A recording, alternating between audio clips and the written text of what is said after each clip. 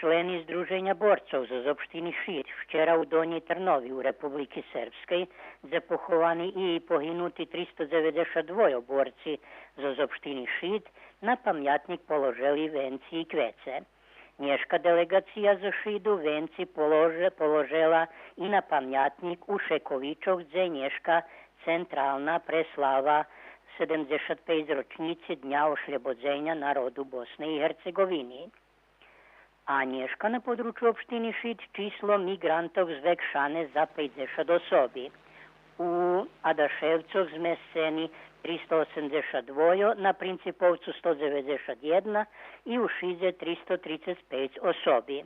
Mogućnosti zmesenja na području opštini kolo 1600 osobi, a rukovodstvo lokalne samoupravi prevzalo inicijativu za žebi migranti z Afganistanu, Pakistanu i Maroka, ktorí nedostali azyl u evropských žemoch, boli vymeseni zo Šidu, poneže zaznačeni uži vece izraženja pomedzi migrantami z Afganistanu i Maroka.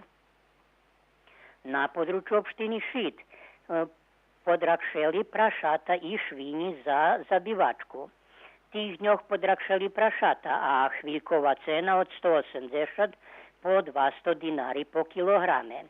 Keď slovo o švinjoch za karmenje, za teraz še nova cena ruša od 150 po 170 dinari peršej klasi.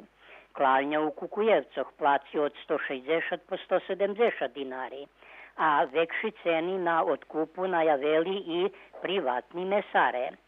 Vekši ceni jarcu i kukurici na šiđanskim pijacu.